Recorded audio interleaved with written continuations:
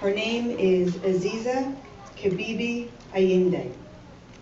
It's taken me a long time to learn her name. She is definitely worth that time.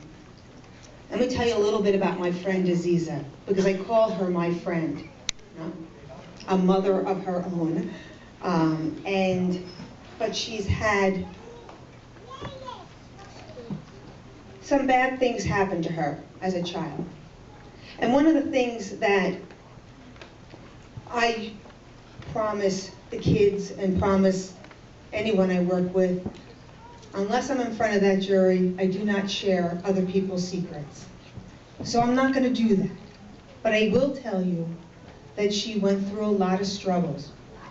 And when I first met Aziza, and I authorized the arrest of her father, Aziza told me, I don't know if I want to do this. And I looked at her and had my notepad ready to go and ready to start taking some notes, and she wasn't sure she wanted any part of this process. So this is where that fear comes in, and my prayers come in, and I realized that for Aziza, I just had to give her some time. And she was worth the wait. She is one of the strongest people I've ever met. And despite adversity, she has this incredible ability to look at the positive in this world. In fact, when we had spent years together, because I met her in 2006, her trial the trial regarding her father did not take place until last year, 2013.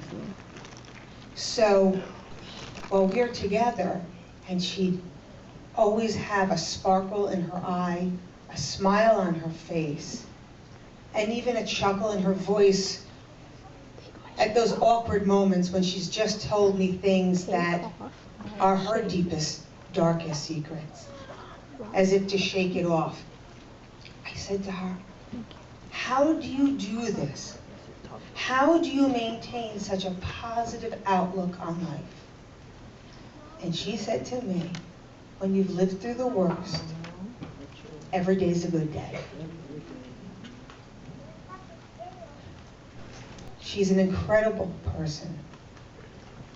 She is a motivational speaker.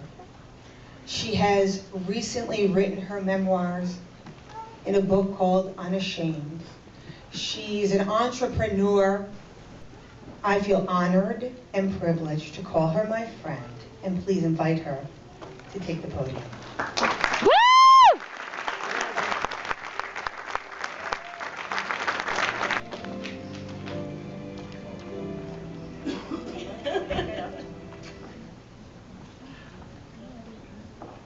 Thank you, Lisa. I just told her she had me crying already sitting up there. I wasn't prepared for all of that. Okay, my name is Aziza Kibibi Ayinde. Actually, it's Aziza Kibibi Ayinde McGill.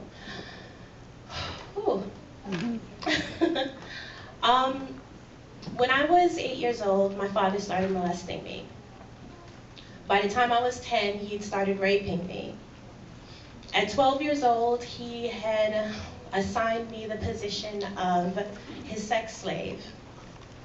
By the time I was 15, I got pregnant with my first child for him. Through the years living with my father, he abused me, he raped me, he beat me, he raped me again, and he raised me as a victim. I was afraid of him, but at the same time I was conflicted because he was my father. He took the position and the power that he had over me as a child, and he used it to his own benefit, for his sexual desires, for his ego. And as Lisa had said earlier, that being a victim it's tough as far as going through the process of becoming a survivor. When you're a victim, you are confused, There's a lot of questions that you feel need to be answered. You feel that you've been taken advantage of, that your human rights and your civil rights have been taken advantage of. That's a struggle in itself.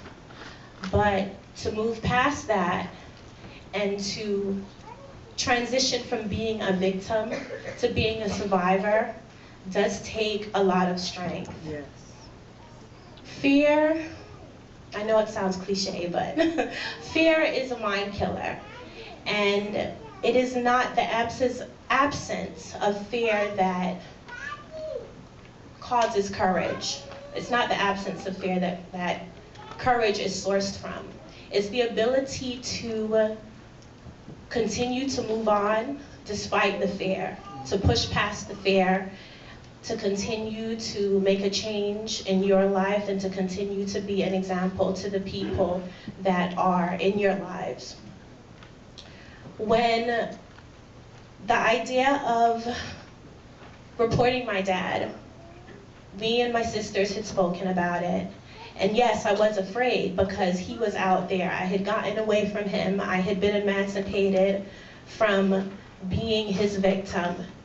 And I had my own children to worry about. I have 4 children for him.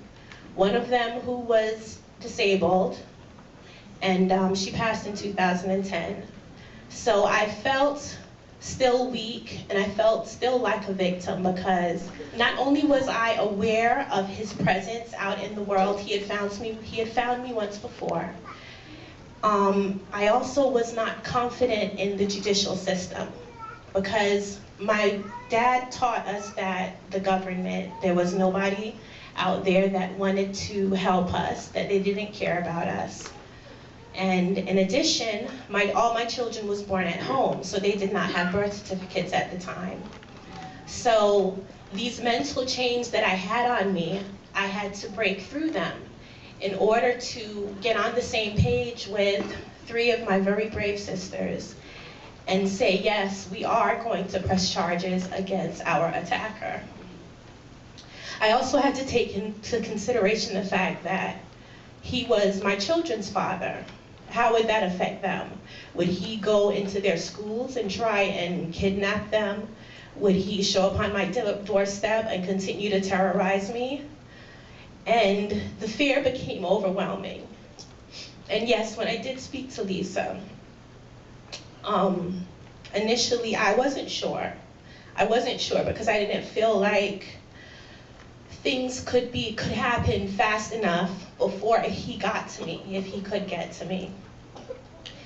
And after that first report that I made against my father, I felt so much lighter. My shoulders, a weight of the world had been lifted on me, and I felt even more liberated than I did just escaping him in the first place. I knew that actions was going to be taken. I don't wish bad on anyone. Not saying that I am his judge and jury and that but he should get what his deserved. Those aren't my thoughts, but I did believe that he should suffer and experience the results of his actions, and he did. And it was a long, harrowing process from one trial with my sister to then my next trial that just happened, the next trial that just happened with me last year. And I was in college at the time, and I was going through finals. So it was a lot, and when I walked into the courtroom for the first time, I completely reverted back to the little girl that my father had control over. And he was in the room, and I became afraid, and the judge was there, and the jury was there, and everything that Lisa just explained to you, the process of being a victim and getting up on the witness stand and being able to confront your attacker. It is so true. You hit the nail right on the head, Lisa, because that's exactly what I went through. And once the whole thing was over and the sentencing date approached and I was able to confront my father, And I got very emotional because this was still my dad. And I know that any children or victims of child molestation or sexual abuse or domestic violence, it's tough because you have a conflict with, well, this is somebody that I love, someone that is supposed to love me, yet they're causing me harm and pain. And it's a challenge in itself. And I know as survivors of any form of crime, you know, you wonder, well, why me? Why did I have to go through this? Why didn't my loved one have to be hurt or taken away? And I have to commend you all and commend myself as well, and my sisters and my mother. We are survivors. We aren't victims anymore. Once you get past the victimization and you go through the process of anger and pain and reporting the perpetrator, and when justice is served, it's a long journey, and it continues to go, and you continue to heal, and you continue to go through the steps and the process, and all of that should be commended. And we as victims, I see it as being a piece of coal, and the crime and the suffering is pressure and heat and the time that we go through. And in the end, as a survivor, you are now a diamond. And we are all diamonds. And I pray for everyone in here. And I pray for your lost loved ones. And I pray for all of the people that you care about that have suffered crimes and injustices.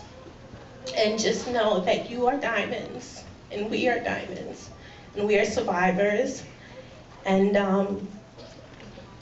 the VCCO shouldn't be called the VCCO anymore. It should be called the Survivors of Crime and Compensation Organization. I think that's it, right?